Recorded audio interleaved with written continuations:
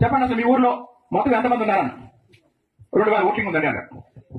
మరి ఆ చౌదరి గారు ఎంతమంది ఉన్నారన్న? 135 మంది ఉన్నారండి అన్నారు. 2000 ఓట్లో 135.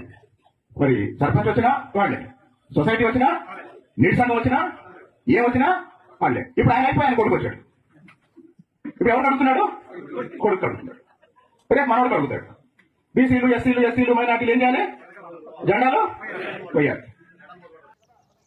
ఏమండి జాక్పాట్ ఎమ్మెల్యే గారు, మీరు ఈనాడు అనుభవిస్తున్న పదవికి మీరు ఇంకొకరిని తీసేసి మరి మీకు సీట్ ఇచ్చారంటే దానికి కారణం, ప్రధాన కారణం అమరావతి రైతులు. అదే జగన్మోహన్ రెడ్డి గారి భాషలో చెప్పాలంటే కమ్మరావతి రైతులు, ముఖ్యంగా కమ్మ రైతులు.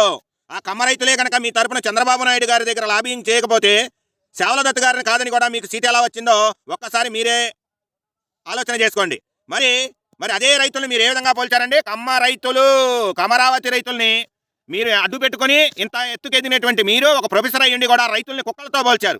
మరి అదే రైతులను అడ్డం పెట్టుకుని మీరు అమరావతి ఉద్యమం చేసి అమరావతి ద్వారా మీ క్రెడిట్ మొత్తం మీ ఒక్కళ్ళే కొట్టేసి ఒక ఎమ్మెల్యే సీటు తెచ్చుకున్నటువంటి ప్రధాన భూమిక పోషించారు.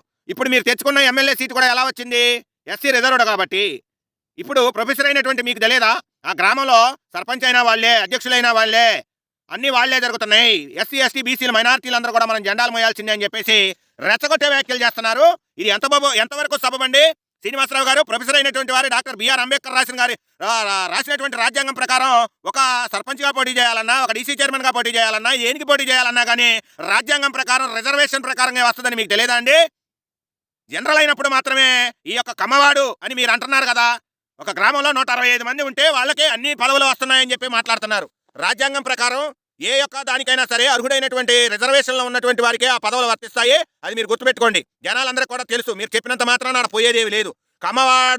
కమ్మవారిని గురించి మీరు ఈ విధంగా వ్యాఖ్యలు చేయడం సరైనది కాదు.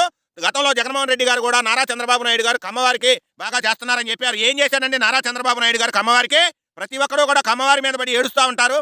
మీరు రెచ్చగొట్టే వ్యాఖ్యలు చేసి డాక్టర్ బిఆర్ అంబేద్కర్ గారు రాసిన రాజ్యాంగం ప్రకారమే అంతా జరుగుతూ ఉందండి. మరి ఆ 165 మందే ఉన్నారు, కొంత శాతమే ఉన్నారని మాట్లాడుతున్నారు.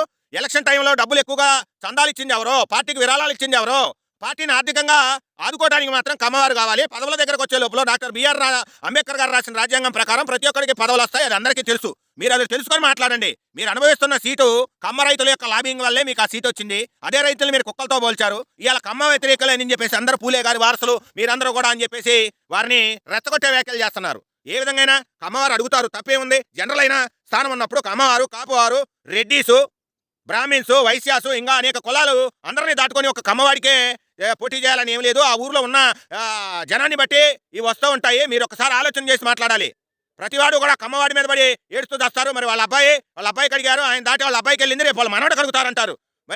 మరి ఎన్టీఆర్ గారి వారసులు ఎంతమంది ఇవాళ రాజకీయాల్లో ఉన్నారండి? పురంధరేశ్వరి గారు ఉన్నారు, బాలకృష్ణ గారు ఉన్నారు, మరి ఇప్పుడు నారా చంద్రబాబు నాయుడు గారి వారసులు లోకేష్ గారు ఉన్నారు, టీజీ వెంకటేష్ గారి వారసులు భరత్ గారు ఉన్నారు, పరిచాల శ్రీరామ్ గారి వారసులు పరిచాల రవి గారి వారసులు శ్రీరామ్ గారు ఉన్నారు, క్రిమిడి ములాని గారి వారసులు ఉన్నారు. ఇలా చెప్పుకుంటూ పోతే నాదెండ్ల మనోహర్ గారు ఎవరు, ఇవాళ జగన్మోహన్ రెడ్డి గారు ఎవరు?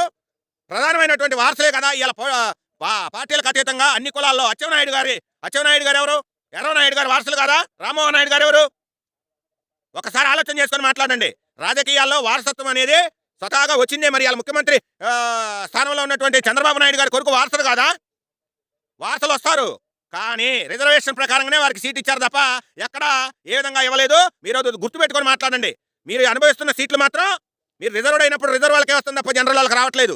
ప్రతి ఒక్కరు కూడా కమ్మవాడని వ్యతిరేకిస్తున్నారు. ఆ కమ్మవాడే లేకపోతే ఇలా ఎలా ఉండేదో మీరు 100 ఏళ్ల చరిత్ర చూసుకోండి. కమ్మవారు ఎక్కడైనా సరే నాగార్జున సాగర్ డ్యామ్ కట్టడానికి 1000 ఎకరాలు ఇచ్చినటువంటి వారు మహనీయుడు కమ్మవాడు. ఇలా ఎక్కువ శాతం కమ్మవారే, అన్నిట్లో కూడా కమ్మవారే రాణించారు. ఎందుకంటే కమ్మవారికి ఎట్లా ఉద్యోగాలు రావు, నలుగురికి కూడిపెట్టే వంశం కమ్మవారిది. కమ్మవారి గురించి ఎన్నో చరిత్రలు ఉన్నాయి. ఒకసారి వెళ్ళి చదువుకోను, ప్రొఫెసరే కదా. ఒక కమ్మజాతి మీద వ్యతిరేకంగా పెంచుకొని నువ్వు ఈ విధంగా మాట్లాడటం కరెక్ట్ కాదు. తెలుగుదేశం పార్టీలో ఒక ఎమ్మెల్యేగా ఉంటూ కూడా తెలుగుదేశం పార్టీలో కమ్మవారి ప్రాబల్యాన్ని తగ్గిస్తాను చంద్రబాబు నాయుడు గారికి మొహమాటం అంటున్నావు. నీ తల్లో జేజం వచ్చినా కానీ కమ్మవారి ప్రాబల్యాన్ని తీసేసే ఇంతవరకు ఎవడో పుట్టలేదు. ఎవడ ప్రాబల్యం వాడికే ఉంటుంది. నువ్వు రెచ్చగొట్టినంత మాత్రాన ఆడ కమ్మవారికి పోయేదేవి లేదు. ఇప్పటికైనా కమ్మవారు, అదే కమ్మవారు లేకపోతే నువ్వు అదే తిరువురులో గెలిచేవాడివా? అదొకటి గుర్తుపెట్టుకోండి. ఖబర్దార్, ఇంకొకసారి కమ్మ జాతి గురించి ఎవరైనా మాట్లాడితే అంటే సాటి కమ్మవారులు కూడా మిగతా మన కమ్మ జాతిలో ఉన్నటువంటి చాలా మంది వారు కూడా దీనిపై స్పందించాల్సిన అవసరం ఎంతైనా ఉంటుంది. ఈ ఒక్క చిన్న విషయమే మనం వదిలేసుకుంటా వెళ్తే రేపు పొద్దున ఇది చాలా పెద్దదయ్యే ప్రమాదం ఉంది. నారా చంద్రబాబు నాయుడు గారు ఇచ్చినటువంటి పదవులు కూడా ముఖ్యమైన మన కమ్మజాతికి ఇంతవరకు ఒక పదవి కూడా మంచి పదవి రాలేదు. జగన్మోహన్ రెడ్డి గారు వాళ్ళ కులానికి అన్నిటికీ పదవులు ఇచ్చుకుంటూ వచ్చారు. ఆ పైన చూడండి ఏ విధంగా ఉందో. ఇవన్నీ గుర్తుపెట్టుకొని మసలుకోవాల్సిందిగా ఎవరికైనా చెప్తా ఉన్నాను. ఖబర్దార్.